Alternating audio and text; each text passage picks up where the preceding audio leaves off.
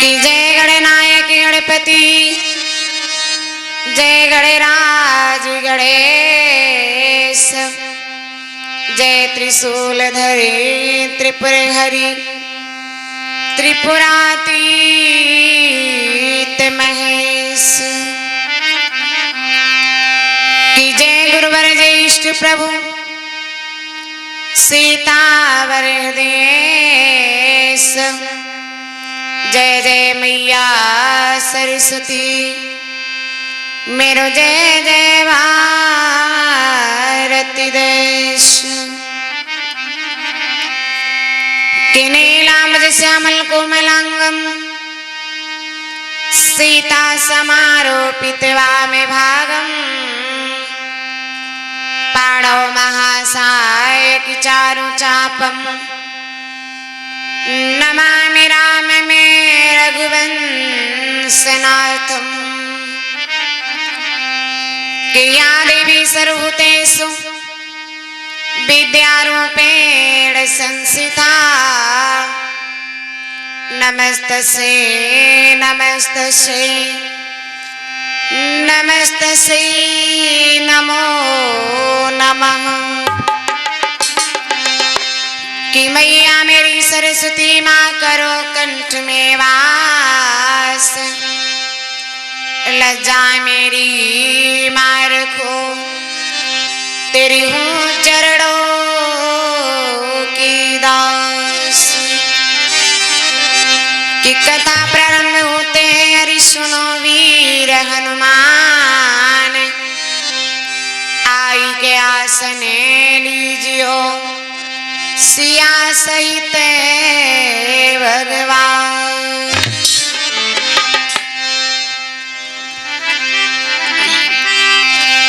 कि कन्हैया मुरली वाले सदा संतन के प्यारे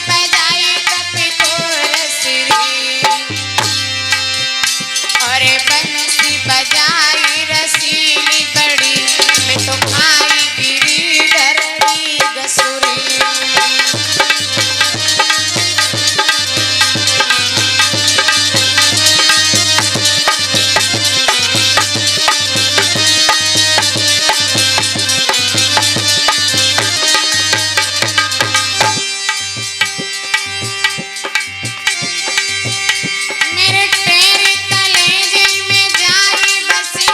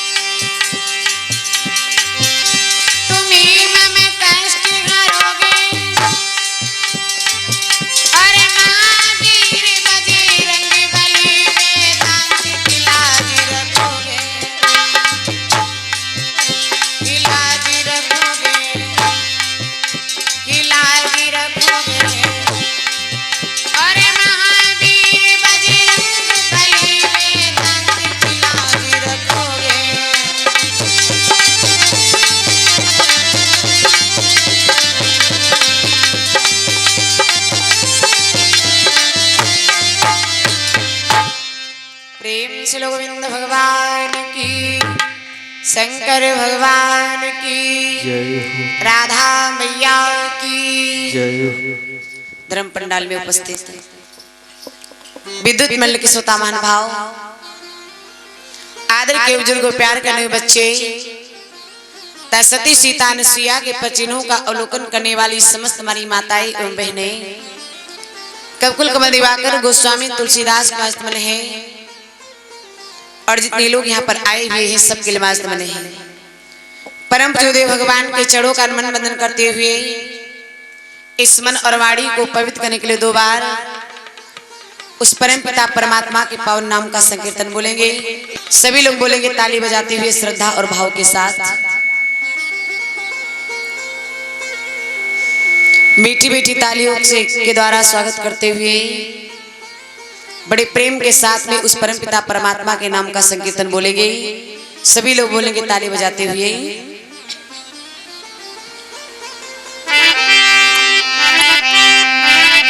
सभी लोग बोलेंगे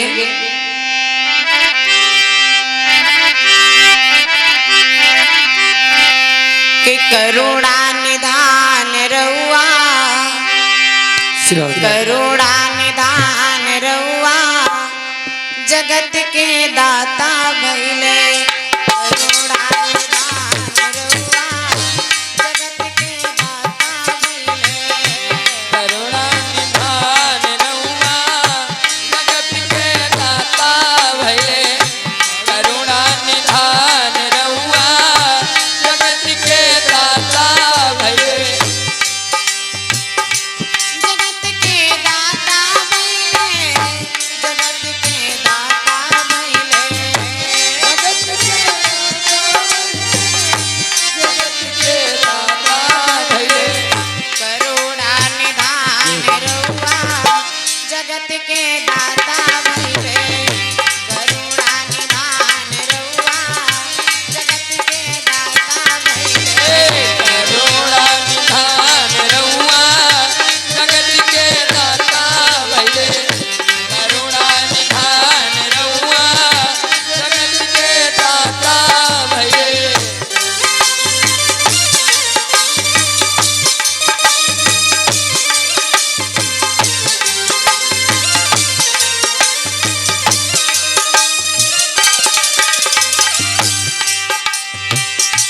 जगत के दाता भइले, जगत के दाता भइले। जगत के दाता भइले। करुणा निधान रउआ, करुणा निधान रउआ, जगत के दाता भइले। करुणा निधान रउआ, जगत के दाता भइले। करुणा निधान रउआ, जगत के दाता भइले। देव भगवान रउआ, जगत के दाता भइले।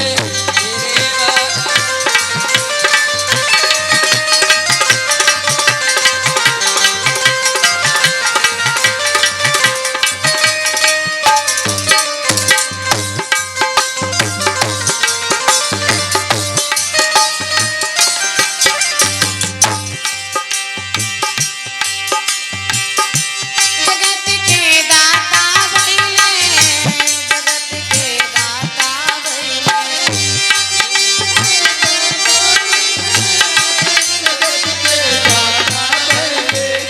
करुणा निधान रउआ, वाह भाई वाह। ताली देखो बज रही, ऐसे बजाई हो ताली। और दादा आप लोग बहुत दूरी, कृपा करके इधर आ जाइए, बहुत दूर बैठे हैं।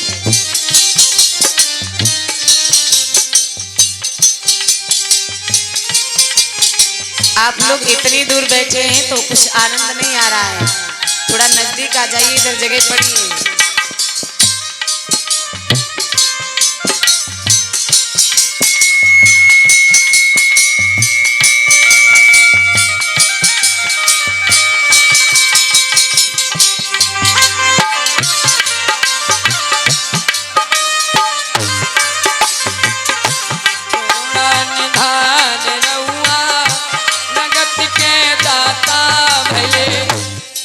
ऐसे नहीं, थोड़े थोड़े हाथ निकालो, इतने इतने। जब बजा ही रहे हो तो मन से बजाओ, बेमन ऐसे ऐसे ऐसे ऐसे पता नहीं क्या हो रहा है। थोड़ी थोड़े तो आवाज निकले हैं। और ऐसे ना है कि आधे लोगन जो हैं, अम्मा लोग तो आगे बैठी मजबूरी में बजाए रहे हैं कि हमका सामने दिखते हैं। दादा लोग थोड़ा पीछे पड़ जाते तो जोन दिखाए रहे हैं भी लोग तो बजाए रहे हैं। लेकिन जो उन लोग थोड़ा दूर हैं, क्योंकि कुछ लोगन शर्मो तो लागत है, कुछ लोगन शर्मो लागत हुई है। अब बात याद आ गई तो बता दो, ध्यान देना। एक बार की बात है, दादा एक जगह में राम नाम संकीर्तन करवा रही थी। और जब संकीर्तन करवा रही थी तो जितने लोग वहां पर बैठे थे सब लोग जो है संकीर्तन बोल रहे थे। जितने लोग बैठे थे सब लोग वहां पर संकीर्तन बोल रहे थे। लेकिन एक भैया जो आगे बैठे थे वो भैया नहीं बोल रहे थे। जो भैया आगे बैठे थे वो भैया नहीं बोले। अब सब लोग बोले, अकेले वही भैया बैठे हुए भैया नहीं बोले। तो हमने कही भैया एक बात बताओ, सब लोग तो राम नाम बोलते और तुम काहे नहीं बोलते? का तुम्हारी कुछ भगवान से दुश्मनी है का? तो जवाब दिया नहीं, दुश्मनी तो नहीं है। तो हमने कही तो भैया काहे नहीं बोलते? तो जवाब दिया बोले का हमारी घरवाली बैठी। तो हमने कही दादा घरवाली बैठी तो का रामो नाम नहीं बोली हो? तो जवाब दिया कि घरवाली बैठी है, कहीं है अब से बाबा हुई गए जो राम नाम जपन लगे। तो ऐसो करो जी की घरवाली बैठी हो तो उधर देखिबे ना करो, उधर देखिबे ना करो, इधर यहाँ देख राम नाम जरूर बोले हो। क्योंकि घरवाली ना साथ दे राम नाम। लेकिन कहा तो ये रोटी कौन दे है? बात यह हो तो है कि रोटी कोई नहीं दे भैया। तो सभी लोग मीठी मीठी तालियों के साथ में बोलेंगे कि करुणा निदान रउआ जगत के दाता भइले। करुणा निदान रउआ जगत के दाता भइले। करुणा निधान रउआ जगत के दाता भइले। श्री भगवान रउआ जगत के दाता भइले। जगत के दाता भइले, जगत के दाता भइले।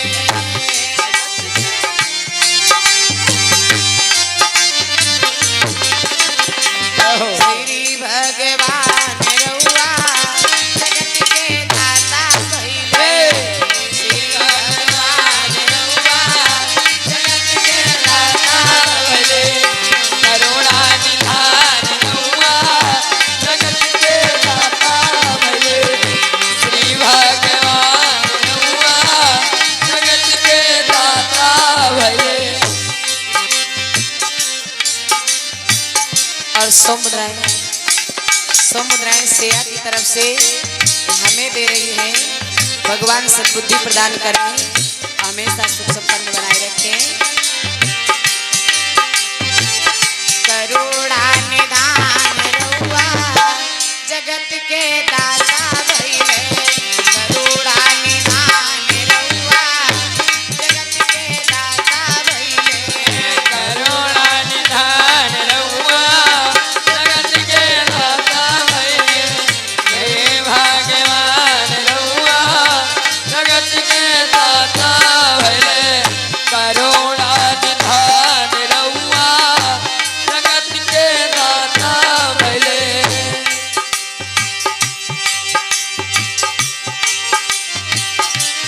भक्त विदुर घर गइले, प्रेम से साग बखइले। भक्त विदुर घर गइले, प्रेम से साग बखइले। छोड़ के पकवान रउआ जगत के दाता भइले। छोड़ के पकवान रउआ जगत के दाता भइले। छोड़ के पकवान रउआ जगत के दाता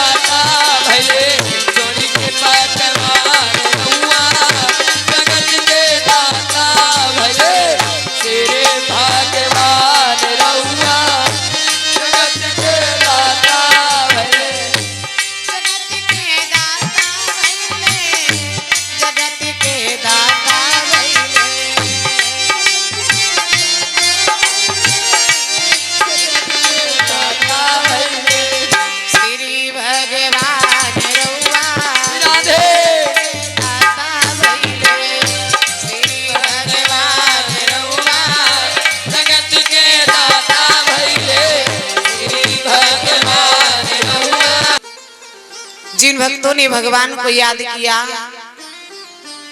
जिन जिन रूपों में भगवान के भक्तों ने भगवान को याद किया, परमात्मा उन उन रूपों में आकर के अपने भक्तों की बाधाओं को दूर किया है। जवाब दिया कि इस दुनिया के अंदर न जाने कैसे कैसे भक्त हुए हैं, और जिन भक्तों ने परमात्मा को जिस रूप में देखना चाहा, परमात्मा ने उस रूप में उसको दर्शन दिए। परमात्मा ने उस रूप में उसको दर्शन दिया, क्योंकि परमात्मा जो है अपने भक्तों के साथ चलने वाला है। क्योंकि इस दुनिया के अंदर भक्त जिस प्रकार से भगवान को नचाना चाहते हैं, भगवान उस प्रकार से नाचते हैं। ध्यान देना, अगर आप प्रेम के साथ में भगवान को बुलाओगे, श्रद्धा के साथ में भगवान को बुलाओगे, तो परमात्मा दौड़ करके आ जाएगा। क्योंकि परमात्मा ना तो तुम्हारे धन दौलत का भूखा है, न आपके रूप का भूखा है, और न आपके मान सम्मान का भूखा है। परमात्मा सिर्फ और सिर्फ प्रेम और भाव का भूखा है। आपके पास में कितनी धन दौलत है, परमात्मा से नहीं मतलब है। आप कितने सुंदर हैं, परमात्मा से नहीं मतलब है। आप कितना ज्यादा सच्चे मन से परमात्मा से प्रेम करते हैं, परमात्मा वो मान जानता है कि आप परमात्मा से प्रेम करते हैं या नहीं करते हैं। अगर आप परमात्मा को प्रेम से बुलाओगे, परमात्मा दौड़ करके आएगा। क्योंकि मीरा ने बुलाया, भगवान दौड़ करके आए। सबरी ने बुलाया, भगवान दौड़ करके आए, जूठे बेर खाए। विदुर जी ने बुलाया, भगवान दौड़ करके आए। दुर्योधन की मेवा को छोड़ करके प्रभु ने विदुर जी के घर में केले के छिलके खाए। क्यों? क्योंकि सबरी के जूठे बेरों में भाव था, विदुर जी के केलों के छिलकों में भाव था। वो भाव जो है दुर्योधन के मेवे में नहीं था। वो भाव दुर्योधन के मेवे में नहीं था। तो कहने का मतलब, आप परमात्मा को अगर प्रेम और भाव से बुलाओगे तो परमात्मा दौड़ करके आएगा। अहंकार से बुलाओगे, परमात्मा नहीं आएगा। लेकिन किसी ने सत्य कहा है कि अगर आप इस दुनिया के चक्कर में पड़ोगे तो बर्बाद हो जाओगे। अगर परमात्मा में अपने मन को लगाओगे तो जीवन आबाद हो जाएगा, संवर जाएगा। क्योंकि इस दुनिया के अंदर कुछ भी नहीं है। ये दुनिया जो है, ये दुनिया सब दिखावटी है। यहाँ पर कोई किसी का नहीं है। माता पिता पुत्र पत्नी घर परिवार, ये सब एक झूठा सपना है। अगर सच्चा है तो परमात्मा का नाम सच्चा है, और कुछ भी सच्चा नहीं है। क्योंकि हमारा और आपका जो शरीर है, इस शरीर का कोई पता नहीं है। इस शरीर का कोई पता नहीं है। आज है और कल का कोई पता नहीं है। तो ध्यान देना, श्री सुखदेव जी महाराज ने राजा परीक्षित से जवाब दिया, राजन, भगवान के भक्तों ने जिस प्रकार से भगवान को मनाना चाहा, परमात्मा उस प्रकार से आया। गौर करेंगे कि किस प्रकार से भगवान के भक्त ने भगवान को याद किया। तो भगवान ने क्या किया? भगवान ने अपने भक्त की सहायता किया। गौर करेंगे, हमारे भारत देश के अंदर एक शहर पड़ता था, और जिस शहर का नाम था जूनागढ़। गौर करेंगे, और उस शहर में भगवान का एक बहुत बड़ा भक्त हुआ था, जिस भक्त का नाम आप सभी लोगों को पता होगा, जिन भक्त का नाम था नरसिंह। भगवान के बहुत बड़े भक्त थे। लेकिन एक बात ये ध्यान देना, नरसिंह जी जो थे वो 5 भैया थे। 2 भाई उनसे बड़े थे, 2 भाई उनसे छोटे थे। नरसिंह जी बीच के थे। लेकिन नरसिंह जी का नियम था, काम काज कुछ करते नहीं थे, सिर्फ भगवान के भजन में पूरा समय व्यतीत करते थे। एक दिन की बात है, नरसिंह जी के भाइयों की पत्नियों ने जवाब दिया, पिया तुम्हारे भाई नरसिंह कोई काम काज नहीं करते हैं। ऐसे थोड़े ना होता है कि तुम लोग काम करो और वो सत्तारी घूमे, ऐसे उनको खाने को नहीं मिलेगा। भाई समझदार थे, कहने लगे कोई बात नहीं, मेरा भाई है, नहीं कुछ करता है तो हम अपने हिस्से का थोड़ा दे देंगे तो हमारे पास में कुछ कम नहीं हो जाएगा। लेकिन कुछ दिन के बाद में नरसिंह जी का विवाह हुआ। विवाह हुआ, सुशीला नाम की नारी घर में आई। अब जैसा नरसिंह जी करते थे वैसा सुशीला भी करती थी। नरसिंह जी मंदिर में घुस जाते थे और साथ में सुशीला भी चली जाती थी, कोई कामकाज नहीं करती थी। तब भी ठीक था, लेकिन कुछ दिन के बाद में नरसिंह जी के घर में एक बिटिया ने जन्म लिया। और जब बिटिया ने जन्म लिया, वो लड़की जब सयानी होने लगी, अब नरसिंह जी के भाइयों की पत्नियों ने अपने अपने पतियों को टाइट किया, जवाब दिया पिया अभी तक तो ठीक था, ये कोई कामकाज नहीं करते थे तो चल जाता था, लेकिन अब तो इनके पास में ज्यादा ही खर्चा बढ़ गया है, अब ऐसा नहीं होगा, आप ऐसा कीजिए इनको बांट करके अलग कर दीजिए। क्योंकि मेरे दादा मेरी बहनों, बंटवारा कभी भाई भाई में नहीं होता है, बंटवारा भाई भाई में नहीं होता है। अगर हमारी माताएं चाहे तो जीवन में कभी भी बंटवारा नहीं होगा, क्योंकि भैया भैया में कभी बंटवारा नहीं होता है। लेकिन जब आपस में माताओं के आपस में थोड़ी बहुत अनबन बन जाती है तो बंटवारा निश्चित है। नरसिंह जी की भाइयों की पत्नियों ने जवाब दिया पिया अब कुछ नहीं होगा, अब इनकी पत्नी है, इनकी पत्नी है, इनकी बेटी है, अब ऐसा करो इनको बांट करके अलग कर दो, काम धंधा करें चाहे न करें, वो जाने उनका काम जाने। मेरे दादा मेरी बहनों, नरसिंह जी को अलग कर दिया गया। लेकिन नरसिंह जी को अलग तो कर दिया गया, लेकिन नरसिंह जी ने भगवान का भजन नहीं छोड़ा, भगवान का भजन नहीं छोड़ा। प्रतिदिन नरसिंह जी मंदिर में जाते हैं, साथ में सुशीला भी जाती है, पूजा पाठ करती है, लेकिन धीरे धीरे वो बिटिया सयानी हो गई। इधर नरसिंह जी ने क्या किया, अपनी बिटिया का विवाह किया। विवाह किसके साथ में किया?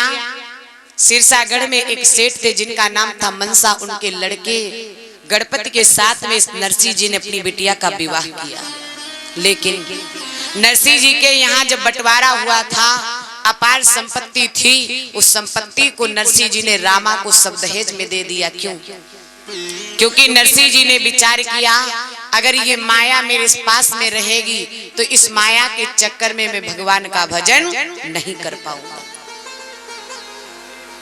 मिलेगा एक ही, या तो माया मिलेगी या राम मिलेगा। जवाब दिया इस माया को मैं जब दूर कर दूंगा तब मेरा मन भगवान के मन भजन में लगेगा, वरना ये मन जो है उस माया के चक्कर में पड़ा रहेगा कि ऐसा तो नहीं हम मंदिर में पूजा करने जा रहे हैं और कोई मेरा धन उठा करके लिए चला जाए, यही सोचते हैं। तो नरसिंह जी ने क्या किया, सारी संपत्ति रामा को दहेज में दे दिया, कुछ भी नहीं रहा पास में। ऐसा हुआ कि नरसिंह जी को एक दिन खाने का भोजन नहीं है, लेकिन फिर भी नरसिंह जी ने भगवान का भजन नहीं छोड़ा। धीरे धीरे समय व्यतीत हुआ। इधर रामा के घर में एक बिटिया ने जन्म लिया था, उस बिटिया का विवाह तय हुआ। तो मनसा सेठ ने क्या किया, देश विदेशों में सबके पास में पत्र भेजा, लेकिन मेरे दादा मेरी बहनों नरसिंह जी के पास में पत्र नहीं भेजा। क्यों? क्योंकि मनसा सेठ जो था वो धनवान था, नरसिंह जी गरीब थे। मनसा सेठ ने जब पत्र को नहीं भेजा, बिटिया रामा को पता चला कि मेरे ससुर ने सब जगह निमंत्रण दिया, लेकिन मेरे पिताजी को निमंत्रण नहीं दिया। आज बिटिया अपनी सास के पैर दबा रही थी, तब तक मायके की याद आई। मन में विचार करने लगी अगर मेरा बाप इतना गरीब न होता तो मेरे ससुर ने मेरे पिताजी को निमंत्रण जरूर दिया होता। ऐसा सोच करके बिटिया के आंखों से आंसू बहने लगे।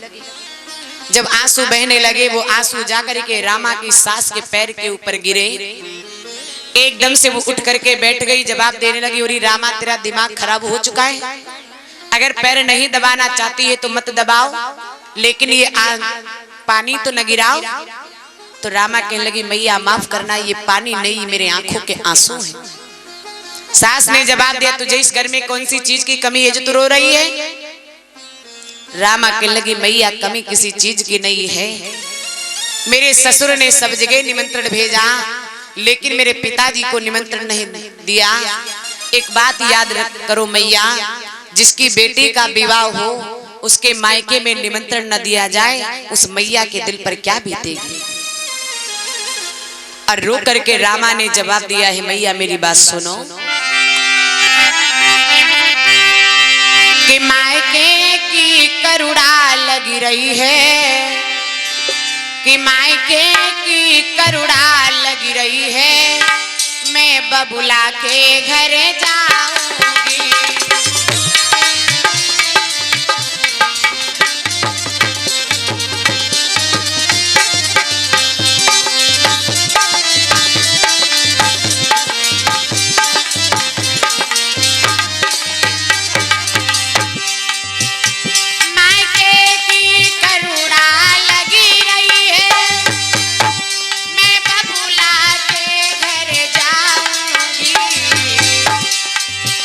और इसी बहाने से मैया,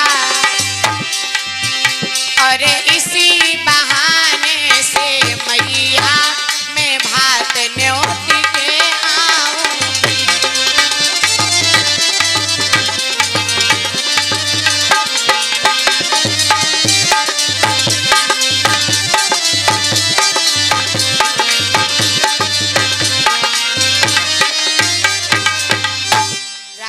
जवाब दिया मैया कि मायके की करुणा लग रही है, मैं बबुला के घर जाऊंगी और इसी बहाने से मैया मैं भात न्योत के आऊंगी। जवाब दिया रामा ने कि मैया मुझे मेरे मायके की याद आ रही है, मैं अपने मायके को जाना चाहती हूँ, अपने मायके को जाकर के अपने पिताजी को भात का न्योता दे आऊंगी। जैसे रामा की सास ने इतनी बात को सुना, जवाब दिया उरी रामा, अरे तू अपने बाप को भात का न्योता तो देने जाएगी, लेकिन तुझे पता है तेरे बाप के पास में एक दिन खाने के लिए भोजन नहीं है, और वो तेरे घर भात लेकर के कैसे आएगा। रामा ने जवाब दिया मैया मेरे पिताजी पर मेरा पूरा विश्वास है, मुझे पूरा विश्वास है कि मेरे पिताजी जरूर आएंगे। रामा की सास ने रामा के ससुर को बुलाया, जवाब दिया इसकी सुनो ये क्या बोल रही है। तो रामा आंखों में आंसू भर करके बोली, पिताजी आपसे मैं विनती करती हूँ, आप हमारे पिताजी को निमंत्रण दे दीजिए और मेरे पिताजी भात लेकर के जरूर आएंगे। जैसे इतनी बात सुनी है, रामा के ससुर ने जवाब दिया, रामा तुम पागल हो गई हो, हम इतने बड़े सेठ, तुम्हारा बाप इतना गरीब और वो मेरे घर का भात लेकर के नहीं आएगा, मेरे घर भात लेकर के नहीं आएगा। रामा ने जवाब दिया पिताजी आप निमंत्रण दे करके तो देखो, मेरे पिताजी जरूर आएंगे। जैसे इतनी बात सुनी है तो सेठ ने जवाब दिया ठीक है रामा, मैं तेरे बाप को न्योता तो दे रहा हूँ, लेकिन अगर भात लेकर के नहीं आया तो तू फिर सोच लेना। रामा कहने लगी बबुला मैं उसी बाप की बेटी हूँ, मेरा बाप गरीब तो जरूर है लेकिन भात लेकर के आएगा। जैसे इतनी बात सुनी मेरे दादा मेरी बहनों, उस दुष्ट सेठ ने नरसिंह जी के लिए भात में कौन कौन सी सामग्री लिखवाई। उस सेठ ने नरसिंह जी के भात के लिए कौन कौन सी सामग्री लिखवाई है, जरा ध्यान देना। कि 100 मन धनिया 100 मन मिर्चा 100 मन जीरा ले आइयो,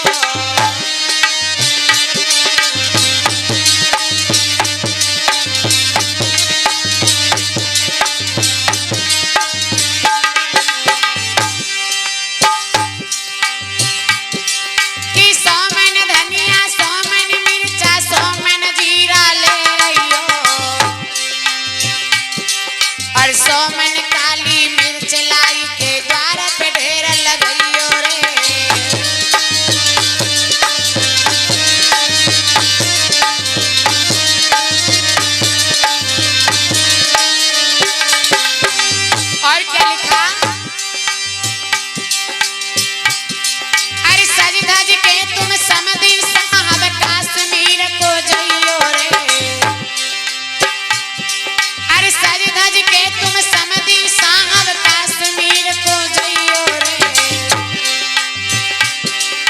सौ सौ मन जैसे वसंतरा द्वार पे ढेर लगइयो रे।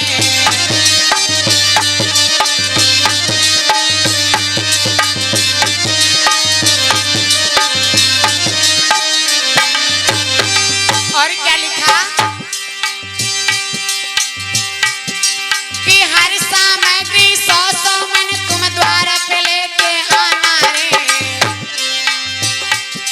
कि हर सामग्री सौ सौ मन तुम द्वार पे लेके आना रे।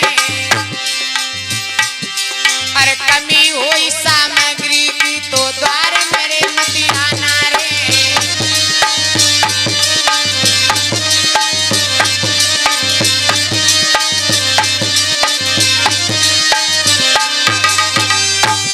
मनसा सेठ ने नरसिंह जी के लिए पत्र में लिखवाया कि 100 मन धनिया, 100 मन मिर्चा, 100 मन जीरा, 100 मन सेब संतरा, सारी सामग्री 100 मन लेकर के आना।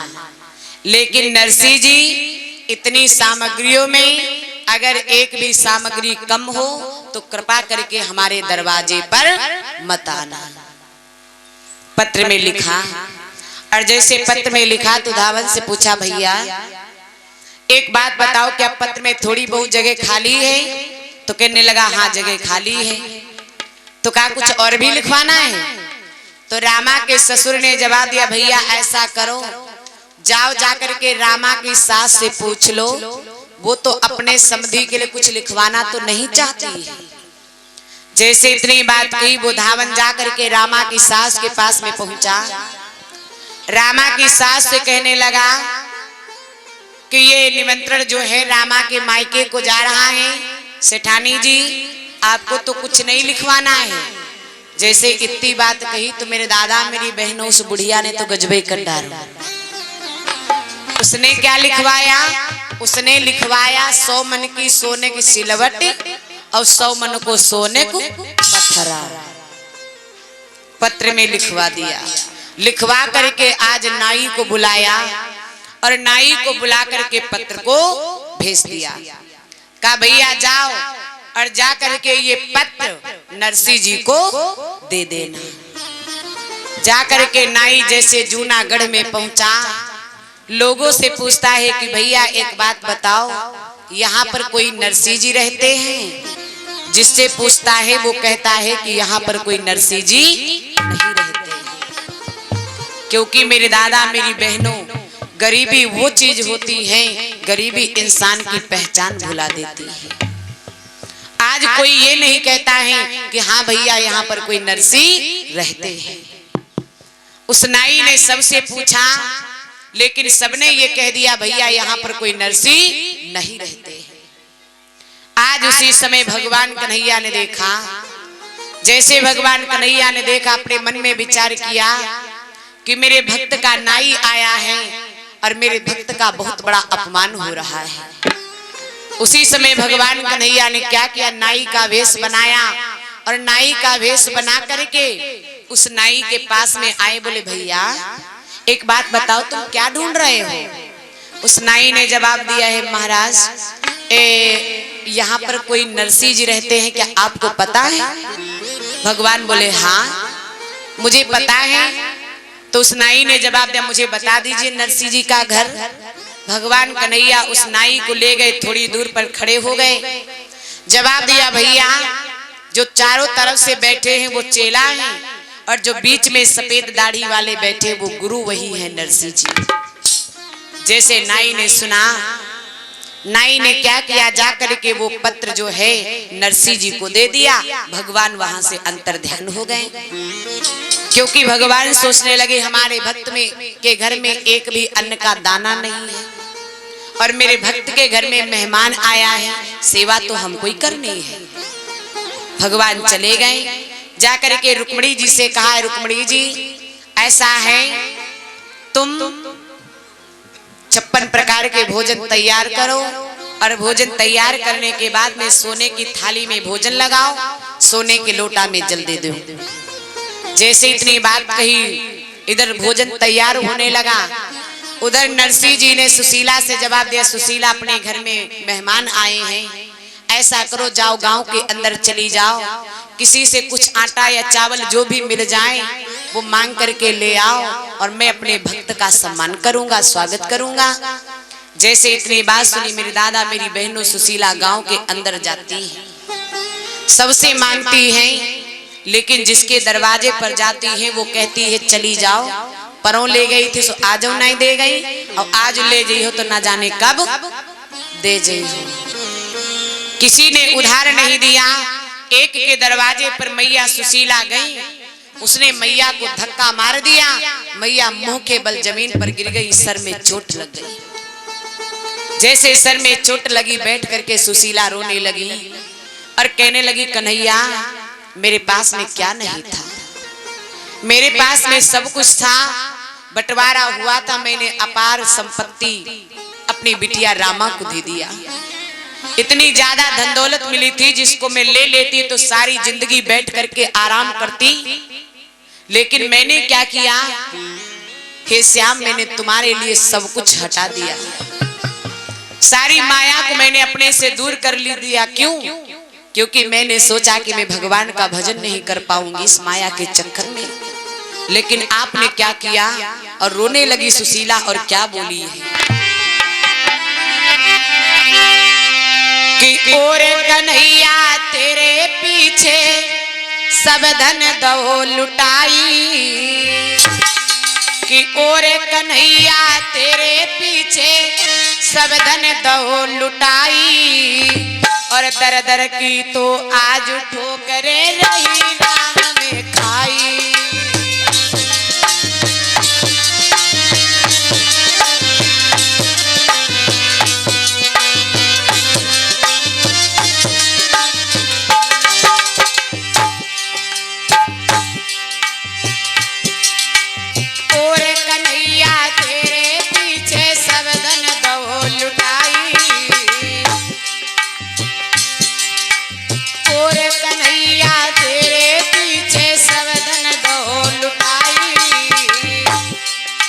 दर दर की तो आज ठोकरे रही राम में खाई।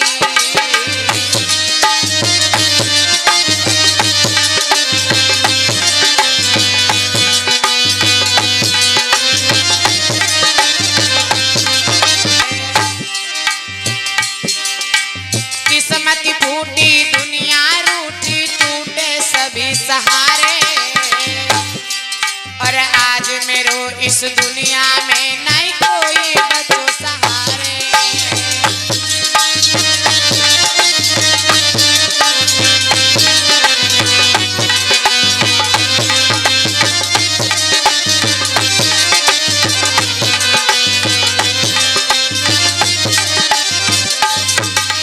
और क्या बोली सुशीला की कन्हैया तुमसे एक विनती है क्या?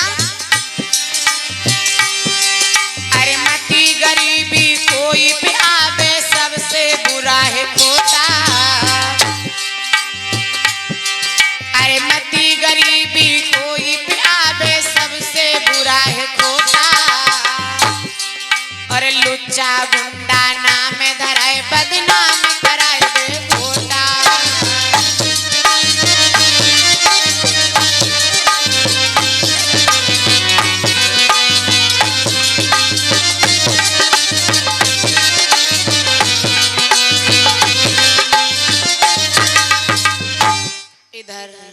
मैया सुशीला रोने लगी, रो करके भगवान कन्हैया से कहने लगी कन्हैया मैंने तेरे पीछे सारा धन बर्बाद कर दिया और तूने मुझे ये सिला दिया। हे कन्हैया मैं तुमसे विनती करती हूँ, अगर इंसान को जन्म देना तो इतनी गरीबी मत देना, अगर गरीबी देना तो इंसान को जन्म मत देना। आज मैया रोती हुई वापस लौटी आई, नरसिंह जी से जवाब दिया पिया मुझे किसी ने कुछ उधार नहीं दिया। नरसिंह जी बोले कोई बात नहीं सुशीला, अगर किसी ने कुछ उधार नहीं दिया तो ऐसा करो जाओ तुम। नरसिंह जी कहने लगे चलो हम और तुम खेत पर चलते हैं, थोड़ी बहुत बथुआ मिल जाएगी तो बथुआ लेकर के आऊंगा और उसी बथुआ के द्वारा अपने मेहमान का सम्मान करूंगा।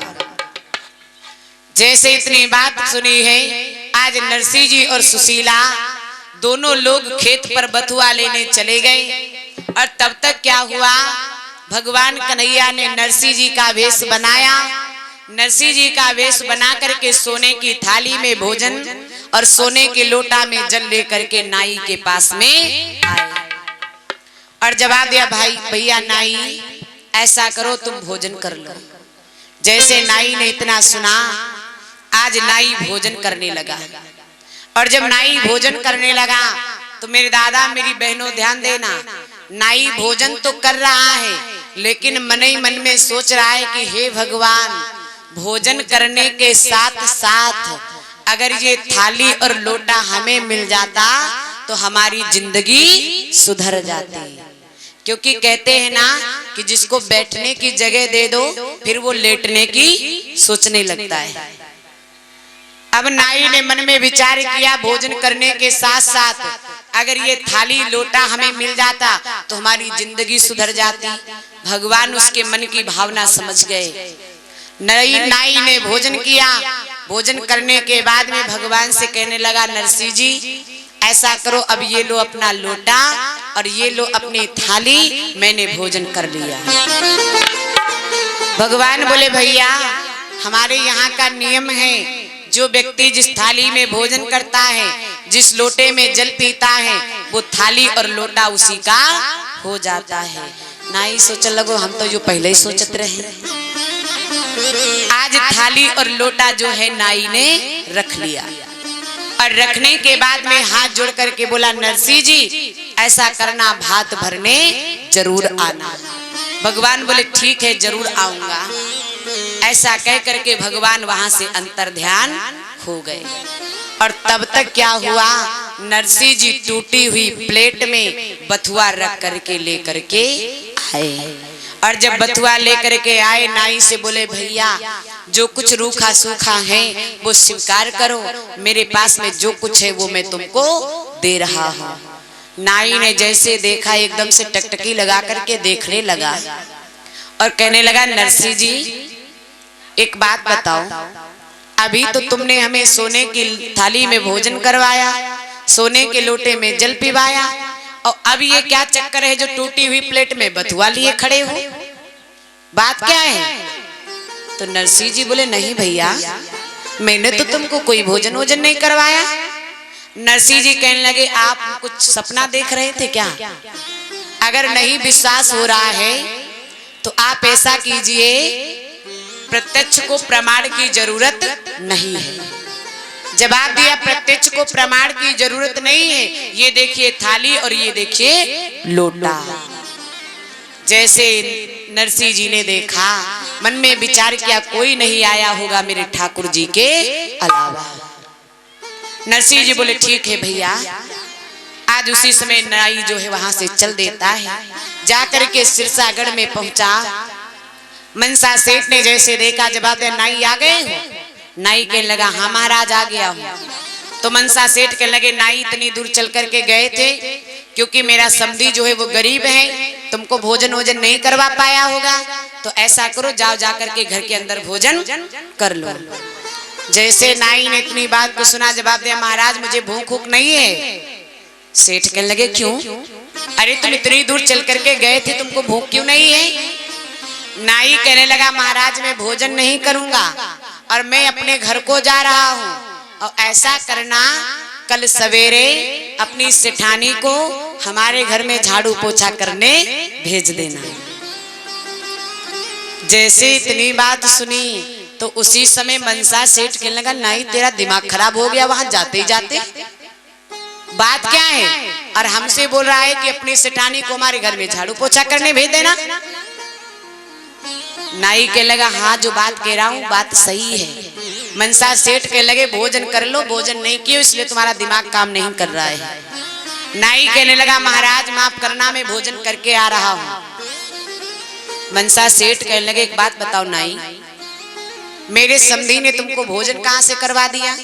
क्योंकि 8-8 दिन हो जाते उसे भोजन नसीब नहीं होता है, और तुमको कहाँ से भोजन करवा दिया? नाई कहने लगा, अगर नहीं विश्वास हो रहा है तो ये देखो थाली और ये देखो लोटा, तुम्हारे समधी ने जिस थाली में मुझे भोजन करवाया, जिस लोटे में पानी दिया था, वो थाली और लोटा हमको दे दिया।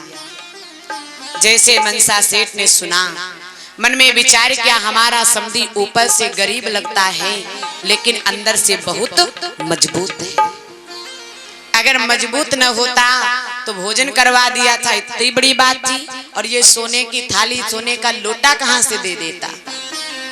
फिर मनसा सेठ ने विचार किया, कोई बात नहीं, मैंने जितनी सामग्री लिखवाई है अगर सारी सामग्री लेकर के आ जाएगा तो मैं समझूंगा कि ये अभी भी अमीर है। जैसे इतनी बात सुनी है उसी समय क्या किया, आज इधर नाई जो है अपने घर को चला गया, नरसिंह जी जो है भात की तैयारी करने लगे।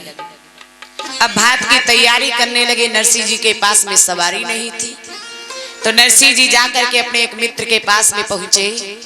अपने मित्र से कहने लगे, भैया तुम्हारे पास में जो बैलगाड़ी है, ऐसा करो उस बैलगाड़ी को हमें दे दो, क्योंकि मैं अपनी बिटिया रामा के घर भात लेकर के जा रहा हूँ।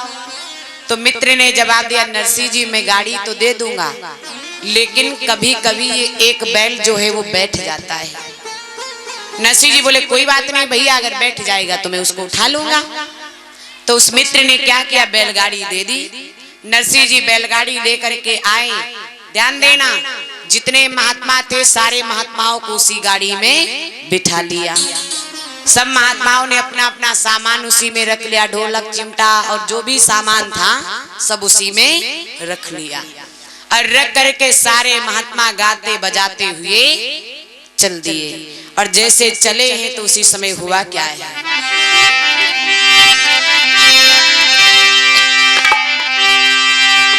कि पैरों पटा है जब बदियन पे, बदिया एकदम चली सीधा।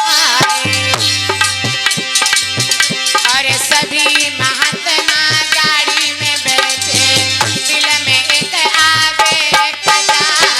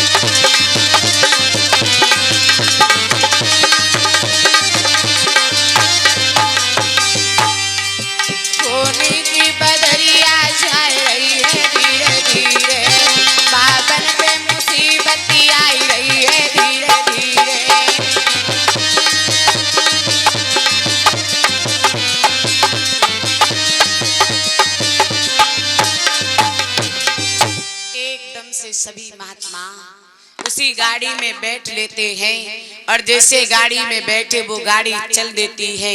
थोड़ी दूर तक बैलगाड़ी पहुंची कि एक बैल जो है वो रास्ते में गिर गया। और जब बैल रास्ते में गिर गया तो कोई महात्मा पहना लगाए, कोई पूंछ पकड़ के उठावे, लेकिन बैल नहीं उठे। भगवान कन्हैया ने जैसे देखा, मन में विचार किया, वाह भाई वाह, इन महात्मा ने बैलगाड़ी चलावो नहीं मालूम, बेचारे बैल के बेकार मर डरी। उसी समय भगवान कन्हैया ने ब्राह्मण का वेश बनाया और ब्राह्मण का वेश बना करके जहां पर सब महात्मा बैल को उठा रहे थे वहीं पर आकर के पहुंचे। जैसे पहुंचे तो भगवान ने जवाब दिया, ये क्या कर रहे हो? नरसिंह जी बोले, महाराज ए बैल जो है रास्ते में गिर गया था, मैं उसे उठाने की कोशिश कर रहा हूँ। तो भगवान कहने लगे, एक बात बताओ, क्या तुमने कभी बैलगाड़ी चलाई है? कभी बैलगाड़ी हाँकी? महात्माओं ने जवाब दिया, महाराज हाँकी तो कब होना ही। तो भगवान ने जवाब दिया, तो काहे बैल बेकार मत डरी, दूर हटो। सारे बाबा जो है दूर हट गए। भगवान ने क्या किया, एकदम से भगवान ने जैसे बैल की पूंछ पकड़ी, बैल उठ करके खड़ा हो गया। जैसे खड़ा हो गया भगवान ने जवाब दिया, ऐसा करो अपना अपना सामान रखो और इसमें बैठो। सभी महात्माओं ने अपना अपना सामान रख लिया और उसी बैलगाड़ी में बैठ गए। तो भगवान कहने लगे, एक बात बताओ महात्माओं, क्या तुमने पिक्चर देखी है? जवाब दिया, क्या तुमने कभी पिक्चर देखी है? तो महात्मा लोग कहने लगे, महाराज हमने आज तक वो पिक्चर को नाव ना सुनो, देखने तो बहुत बड़ी बात है। तो भगवान बोले, क्या देखना चाहते हो? तो महात्मा कहने लगे, भगवान कोई ऐसा भी दुनिया में होगा जो पिक्चर देखना नहीं चाहेगा? महाराज दिखाओ पिक्चर। तो भगवान बोले, ऐसे नहीं दिखाऊंगा, पहले अपनी आंखें बंद करो तब मैं पिक्चर दिखाऊंगा। जैसे महात्माओं ने आंखें बंद किया, भगवान ने योग माया को आदेश दिया और योग माया को आदेश देकर योग माया ने नरसिंह जी के बैलगाड़ी को उठाया, समस्त महात्माओं के समेत जाकर के सिरसागढ़ में। जैसे सिरसागढ़ में रखा, महात्माओं के नेत्र खुले, भगवान वहां से गायब हो गए। जैसे नेत्र खुले, अब एक महात्मा दूसरे महात्मा से पूछे, भैया एक बात बताओ, हम आए कहाँ गए? दूसरे ने जवाब दिया, जहां तुम वहां मैं, हमें क्या पता कहाँ आए हो। तो तीसरे ने जवाब दिया, भैया एक बात बताओ, हम आए चाहे जहां हो, लेकिन जो बैलगाड़ी चला रहा था वो ड्राइवर कहाँ चला गया? दूसरे महात्मा ने जवाब दिया, महाराज हमें क्या पता, तुम पिक्चर देखने में मस्त थे, पिक्चर तो हम भी देखने में मस्त थे, अब ड्राइवर न जाने कहाँ चला गया। अब नरसिंह जी समस्त महात्मा जो है उतर लेते हैं, और जब उतर लिए तो गांव के लोगों ने जैसे देखा, गांव में सब बाबा ही बाबा दिखाई दे रहे हैं। गांववासी आकर के पहुंचे, जवाब दिया, महाराज एक बात बताओ, क्या गांव में कोई सत्संग है क्या? नरसिंह जी बोले, काहे भैया? तो कहने लगे, आप सभी महात्मा यहाँ पर पधारे हो, इसका मतलब क्या है? आप हैं कौन, कहाँ से आए हैं? नरसिंह जी कहने लगे, भैया हम जूनागढ़ से आए हैं और हम मनसा सेठ के समधी हैं, भात भरने आए हैं। गांव वालों ने जैसे सुना, जा करके नरसिंह जी से बताया, नरसिंह जी के बारे में बताया मनसा सेठ से। जवाब दिया, महाराज तुम्हारे समधी साहब आ गए हैं। तो मनसा सेठ कहने लगे, हमारे समधी आए हैं, क्या क्या लाए, कैसे आए हैं? गांव वालों ने जवाब दिया, तुम्हारे समधी आए हैं, जानते हो कैसे आए हैं? जवाब दिया, बताओ कैसे आए? गांव वालों ने जवाब दिया, महाराज जब से तुम्हारे समधी ने गांव में पैर रखा है, तब से गांव के कुत्तन के हाँ हाँ कत्ते कत्ते पेट फूल गए। जवाब दिया, कहा क्यों? तो कहा सब महात्मा ही महात्मा आए हैं, सब महात्मा ही महात्मा आए हैं। तो जवाब दिया, भात कुछ है? तो जवाब दिया, महाराज उसमें भात का कोई सामान नहीं है, सब ढोलक चिमटा हारमोनियम सब भरा पड़ा हुआ है। जैसे मनसा सेठ ने सुना, उसी समय मनसा सेठ ने क्या जवाब दिया गांव वालों से कि मेरी बात सुनो।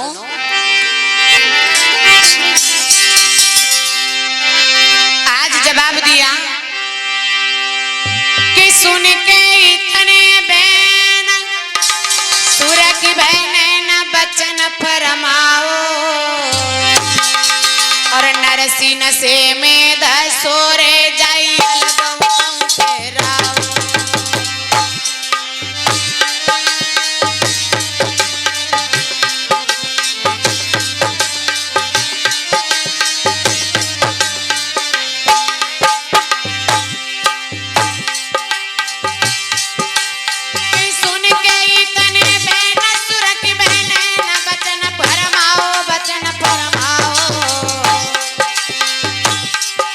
नरसिंह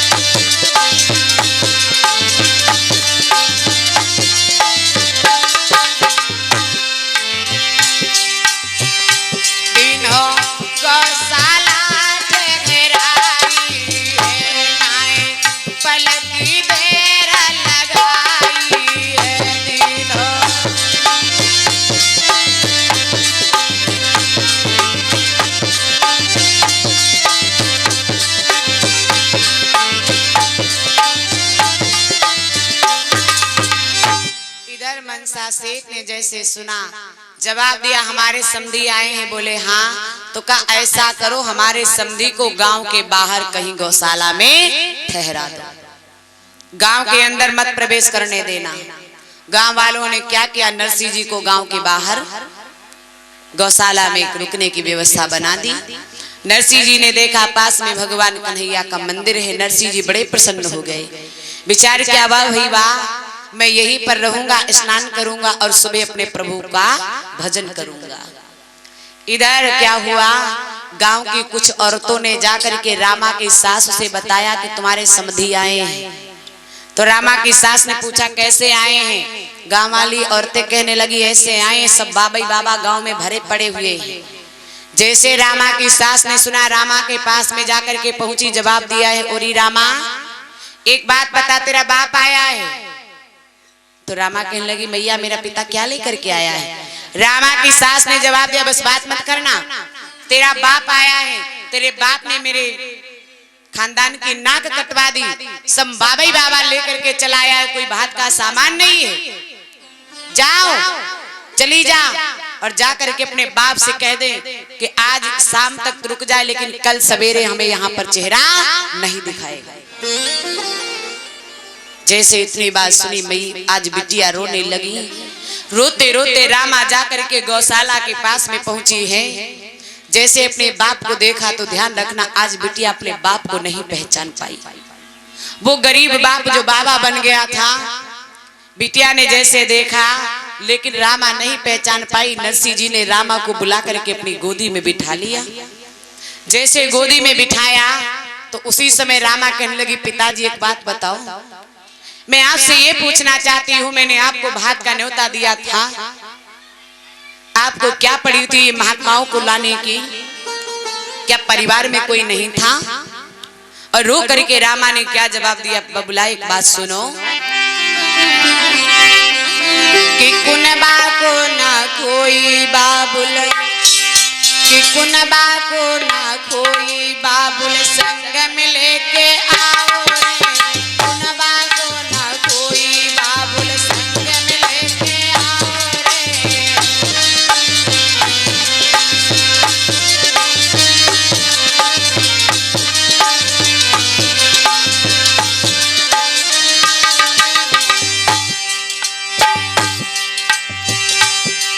अरे कुनबा को ना कोई बाबुल संग में लेके आओ रे, और चाचा और ताऊ बबुला कोई न साथ मिलाओ रे।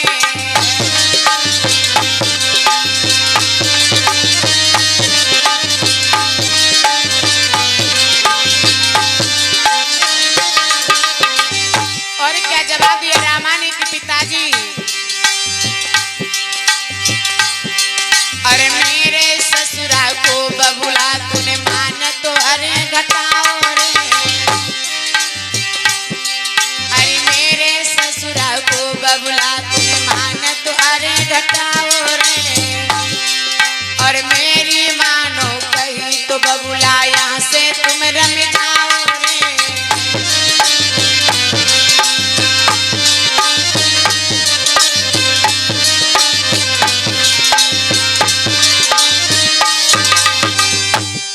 रोने लगी, जवाब दिया पिताजी क्या परिवार में कोई नहीं था? चाचा ताऊ कोई भी साथ में लेकर के आए होते, तुमने सब मुड़िया महात्मा भर लिए, भर करके लेकर के चले आए हो, और तुमने मेरे ससुर की नाक को कटवा दिया। पहुंच गई थी, मैंने सारे धन को तुम्हें दे करके इतने बड़े घर में पहुंचाया था, और तुम ही मुझसे ऐसी बातें बोल रही हो रामा, तुम मेरी बेटी हो। जैसे रामा ने इतनी बात को सुना, जवाब दिया बबुला मैं कुछ नहीं कह रही हूँ, जब से आपने मेरे गांव में कदम रखा है तब से मेरी सास ने खाना की कौन कहे मेरा पानी पीना दुश्वार कर दिया है, इसलिए मैं आपसे निवेदन करती हूँ हो सके तो आप यहाँ से चले जाना। जैसे नरसिंह जी ने इतनी बात को सुना, जवाब दिया रामा मैं जाऊंगा नहीं, लेकिन मैं ये वादा करता हूँ मैं भात नहीं भरूंगा, लेकिन मेरा कन्हैया मेरा भात जरूर भरेगा। जैसे इतनी बात सुनी, रामा ने जवाब दिया अच्छा पिताजी उस छलिया की बात करते हो जो समय पर कभी किसी के काम नहीं आता है। जवाब दिया उस छलिया कन्हैया की बात करते हो जो कभी किसी के समय पे काम नहीं आता है और वो तुम्हारा भात भरने आएगा। नरसिंह जी कहने लगे हाँ रामा, मेरा श्याम मेरा भात भरने जरूर आएगा। उसी समय रामा चली गई। इधर जैसे सवेरा हुआ, भात का समय आया, भगवान कन्हैया ने रुक्मिणी से जवाब दिया, रुक्मिणी भात भरने चलना है। उसी समय भगवान कन्हैया ने कुबेर जी को बुलाया। जैसे कुबेर जी आए, कहने लगे हाँ महाराज। भगवान कन्हैया कहने लगे कुबेर जी 56 रथ तैयार करो भात के लिए। जैसे इतनी बात सुनी, आज कुबेर जी ने 56 रथ तैयार किए और भगवान कन्हैया रुक्मिणी से कहने लगे रुक्मिणी तुम चलो साथ में, मैं वहां के आदमियों को भात पहनाऊंगा और तुम वहां की औरतों को भात पहनाना। आज चल देते भगवान कन्हैया कुबेर जी और रुक्मिणी जी के साथ चल देते हैं। आकर के पहुंचे जहां पर नरसिंह जी अपने महात्माओं के साथ में रुके हुए थे। जैसे नरसिंह जी ने देखा, भगवान से कहने लगे महाराज जब बेइज्जती करवा देते हो तब आते हो। जैसे इतनी बात सुनी, भगवान मुस्कुराने लगे, कहने लगे अच्छा नरसिंह बता रहे हो कि जब बेइज्जती करवा देते हो तब आते हो। अरे मैंने तो तुम्हारी समय समय पर मदद की है। नरसिंह जी बोले, कहने लगे तुमने मेरी कौन सी मदद की है? तो भगवान कन्हैया कहने लगे सुनो कैसे मैंने तुम्हारी मदद की है।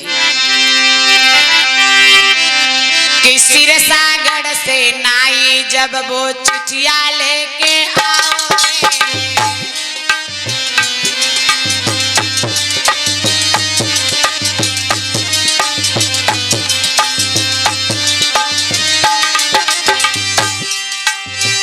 भगवान कन्हैया ने जवाब दिया नरसिंह, अरे सिरसागढ़ से नाई जब वो चिठिया लेके आओ रे, और बानाई को नरसिंह मैंने घर तो तेरो बताओ रे।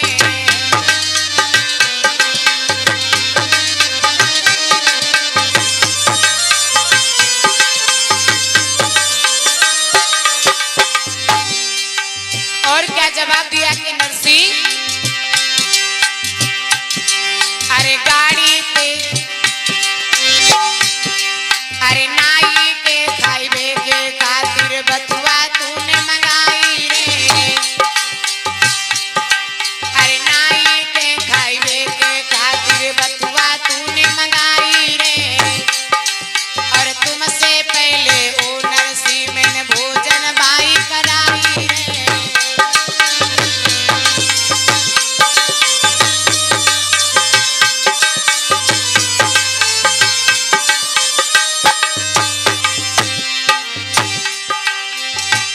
और क्या जवाब दिया, अरे गाड़ी तेरी अटकी तब तूने मोह ध्यान लगाओ रे, अरे गाड़ी तेरी अटकी तब तूने मेरो ध्यान लगाओ रे, अरे गाड़ी तेरी हागी कि मैंने सिरसागढ़ पहुंचाओ रे।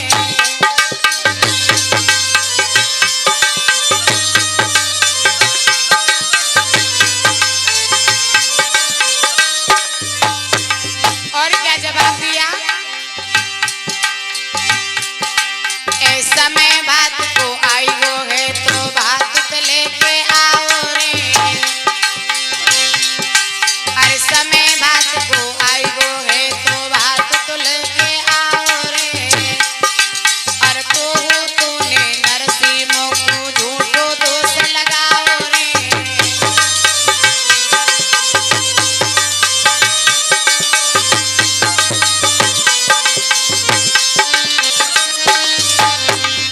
भगवान कन्हैया ने जवाब दिया नरसिंह, तुमने कहा कि मैं जब बेइज्जती करवा देता हूँ तब आता हूँ, लेकिन जब नाई तुम्हारे घर में आया, तुम्हारा घर पूछ रहा था तो मैंने ही आकर के तुम्हारा घर बताया था। जब तुम नाई के खाने के लिए बथुआ खेत पर लेने गए थे तो तुमसे पहले मैंने नाई को भोजन करवाया था।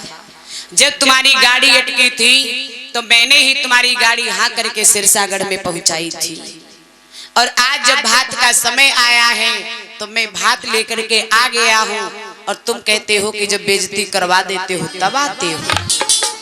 जैसे इतनी बात सुनी नरसिंह जी ने जवाब दिया, महाराज गलती हो गई, माफ करना। उसी समय भगवान कन्हैया कहने लगे, नरसिंह जी अब ऐसा करो, चलो। जवाब दिया कि ऐसा है, अब चलो और चल करके भाग भरो। जैसे इतनी बात सुनी तो आगे आगे नरसिंह जी चले, पीछे पीछे 56 रथ चले, भगवान कन्हैया चले, रुक्मणी जी चली, जाकर के मनसा सेठ के घर में पहुंचे। आवाज लगाई मेरे ठाकुर जी ने। जैसे मनसा सेठ निकल करके आए, भगवान के लगे, सेठ जी बात भरने आया हूं। मनसा सेठ के लगे, ठीक है महाराज। भगवान कन्हैया के लगे, नरसिंह जी अपनी वो पर्ची निकालो जो मनसा सेठ ने भेजी थी। अब नरसिंह जी ने फटे पुराने कुर्ते से वो पर्ची निकाली तो भगवान कहने लगे, नरसिंह जी पढ़ो, इसमें क्या लिखा है। तो नरसिंह जी कहने लगे, महाराज इसमें लिखा है सोमन धनिया, सोमन मिर्चा, सोमन जीरा, सोमन काली मिर्च, सोमन सेब संतरा। तो नरसिंह जी की बात को सुनकर के भगवान कन्हैया कहने लगे, कुबेर जी जितनी सामग्री इस पर्चे में 100 मन लिखी है, सारी सामग्री जो है वो 200 मन निकाल दीजिए। आज कुबेर जी ने निकाल दिया। तो भगवान कन्हैया के लगे, नरसिंह जी और कुछ लिखा है। तो नरसिंह जी के लगे, हाँ महाराज और भी कुछ लिखा है। तो भगवान बोले, बताओ और क्या लिखा है। तो नरसिंह जी बोले, महाराज समदिन ने लिखवाई थी 100 मन की सोने के सिलवट, 100 मन को सोने को पत्थरा। जैसे इतनी बात सुनी तो भगवान कन्हैया कुबेर जी से कहने लगे, कुबेर जी मेरी बात सुनो कि 100 मन की सोने की सिलवट इनको भाई गहाओ।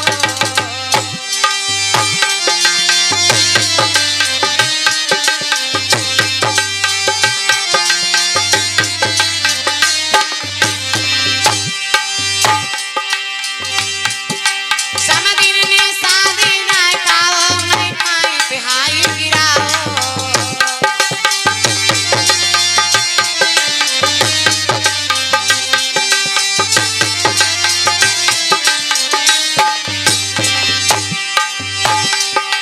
महाराज हाल कुछ ऐसो हुई गो है, और सिलवट ना नहीं रुको हाई बाके पाँव पे गिर गो है।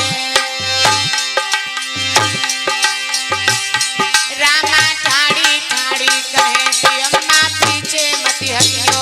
रामा ठाड़ी ठाड़ी कहे कि अम्मा पीछे मत हटियो।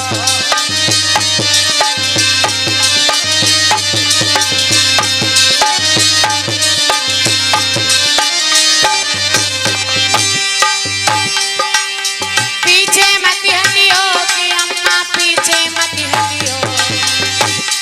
रामा ठाड़ी ठाड़ी कहे कि अम्मा पीछे मत हटियो।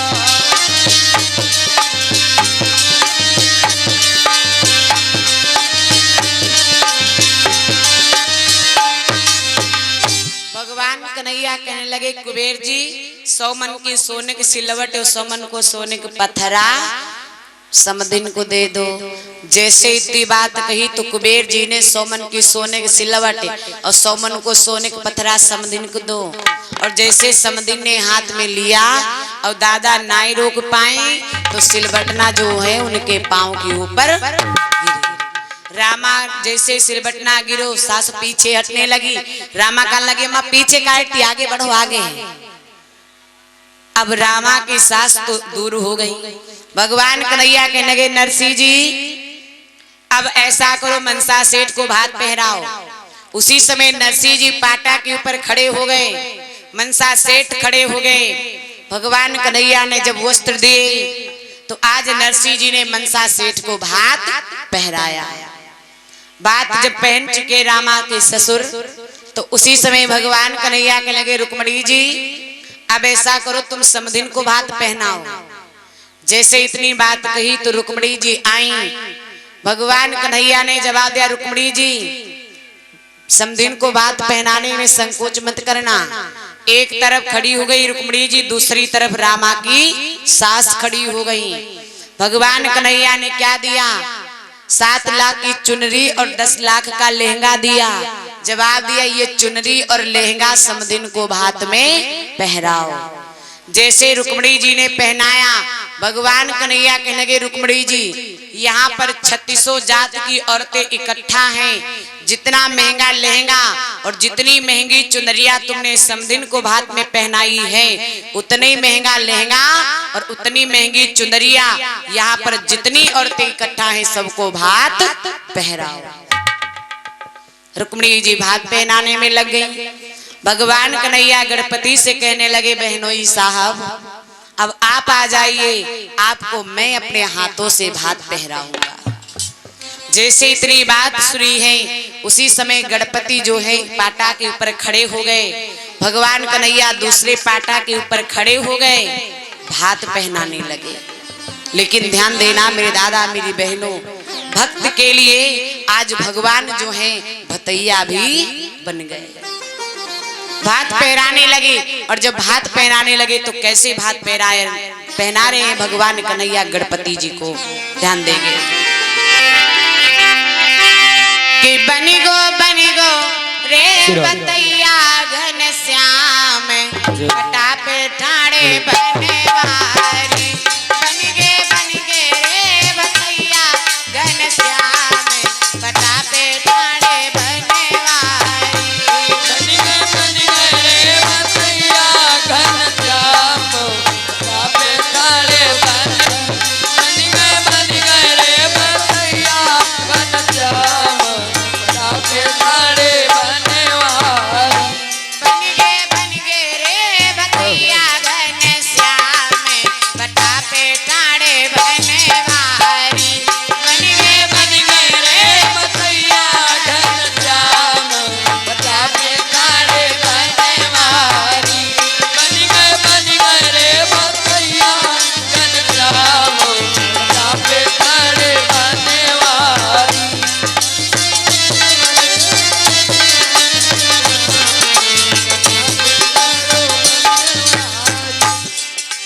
आगे बढ़ के तब प्रभु जी ने गणपति लियो बुलाई, आगे बढ़ के तब प्रभु जी ने गणपति लियो बुलाई, हाँ आगे बढ़ के तब प्रभु जी ने गणपति लियो बुलाई, आगे बढ़ के तब प्रभु जी ने गणपति लियो बुलाई, सुंदर एक अंगरखी प्रभु ने बाको दियो गहाई, सुंदर एक अंगरखी प्रभु ने वाको दियो कहाई, हाँ सुंदर एक अंगरखी प्रभु ने बाको दियो गहाई, सुंदर एक अंगरखी प्रभु ने वाको दियो कहाई, और हंस गे रे हुवन पे घन श्याम बटा पे ठाणे बने वारी, हंस गे रे हुवन पे घन श्याम बटा पे ठाणे बने वारी,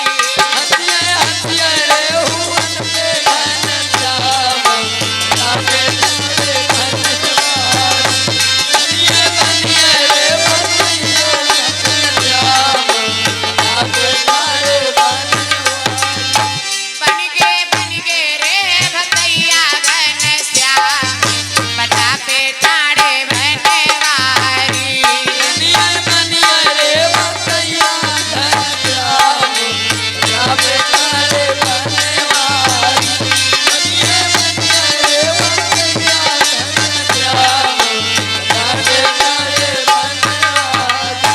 और आगे बढ़ के प्रभु जी ने सेठ की लियो बुलाई, आगे बढ़ के तब प्रभु जी ने सेठ लियो बुलाई, आगे बढ़ के तब प्रभु जी ने सेठ की लियो बुलाई, आगे बढ़ के तब प्रभु जी ने सेठ लियो बुलाई, कमी हुई सामग्री में तो हमको दियो बताई, कमी होए सामग्री में तो हमको दियो बताई, कमी हुई सामग्री में तो हमको दियो बताई, कमी होए सामग्री में तो हमको दियो बताई, करिगे देखो नीचे को बोने बटा पे ठाणे बने वारी,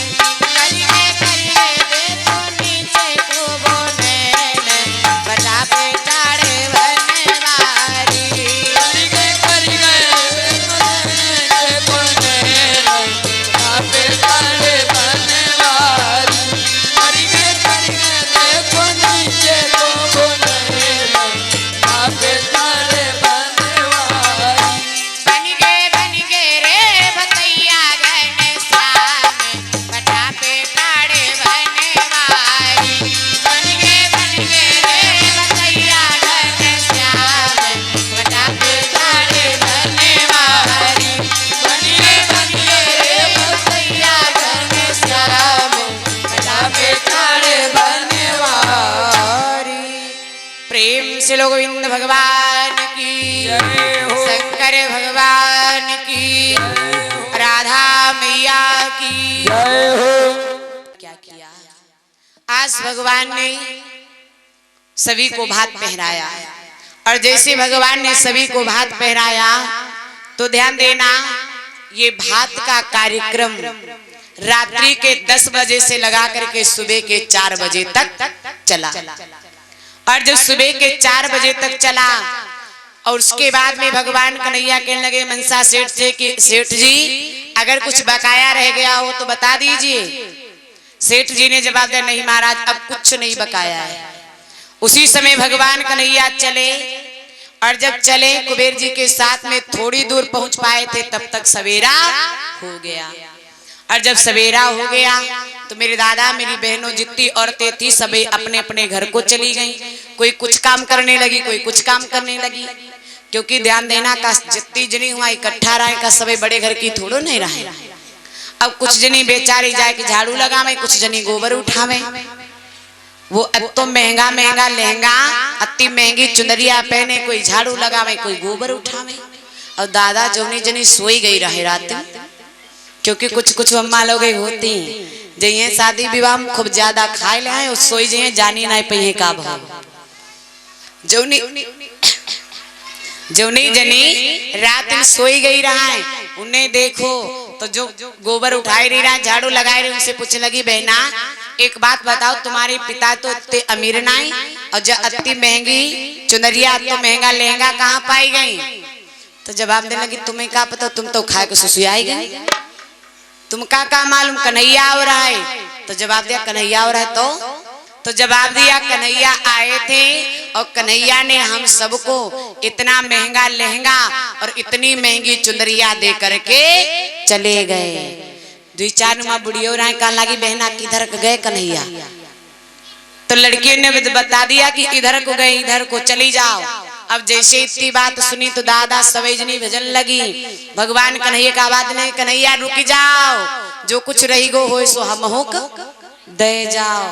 भागत चली जाए, खूंटा पने गिर जाए, गांठी फूट जाए, लेकिन भागत चली जाए आवाज लगाओ। भगवान कन्हैया कहने लगे कुबेर जी ठहर जाओ। कुबेर जी कहने लगे क्या बात महाराज। भगवान कन्हैया कहने लगे कुछ बचा है। कुबेर जी कहने लगे हाँ। तो कहा ऐसा करो जाओ जा करके जितना धन बचा है सारी धन की वर्षा सिरसागढ़ में कर दो। जैसे इतनी बात सुनी कुबेर जी जाकर के पहुंचे, जितना धन बचा हुआ था सभी धन की वर्षा उस सिरसागढ़ में कर दिया। जैसे सिरसागढ़ में वो धन की वर्षा किया, जिसको मिला उसने तो पाया ही और जिसको नहीं मिला था वो भी पा गया। और इधर भगवान कन्हैया रुक्मणी जी के साथ जाकर के द्वारिका में पहुंच गए, और इधर नरसिंह जी जाकर के अपने घर में पहुंचे। सुशीला से कहने लगे सुशीला मैं भगवान की भक्ति इसलिए करता था कि मुझे पता था कोई चाहे साथ ना दे लेकिन मेरा कन्हैया साथ जरूर देगा, क्योंकि मेरे दादा मेरी बहनों दुनिया आपको धोखा दे देगी लेकिन मेरा ठाकुर कभी धोखा नहीं देगा, मेरा परमात्मा कभी भी धोखा नहीं देगा। नरसिंह जी ने जवाब दिया आज पता चला कि जो कुछ है इस दुनिया में सिर्फ और सिर्फ परमात्मा है। प्रेम श्री गोविंद भगवान की, शंकर भगवान की, राधा मैया की। एक पद उसके बाद में आरती। आज मैया राधा भगवान कन्हैया से क्या कहती है कन्हैया।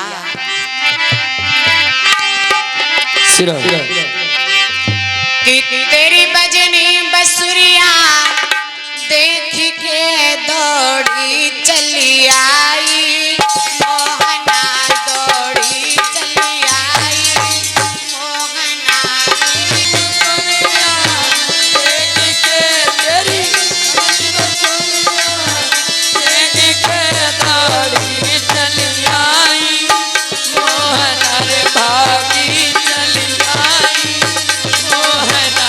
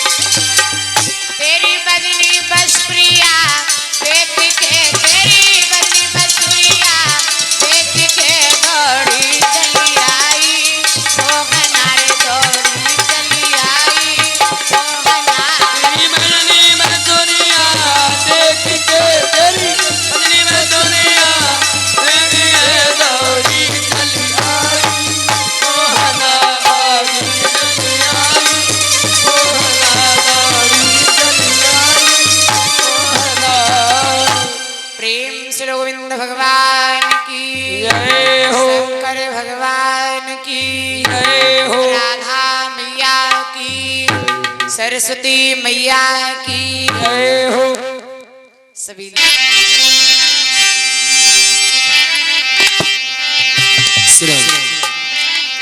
कि आरती हरि की सब मिल बोलो आरती हरि की सब मिल बोलो आरती हरि की सब मिल बोलो आरती हरि की सब मिल बोलो आरती हरि की हो आरती हरि की सब मिल बोलो आरती हरि की सब मिल बोलो आरती हरि की सब मिल बोलो आरती हरि की सब मिल बोलो आरती हरि की सब मिल बोलो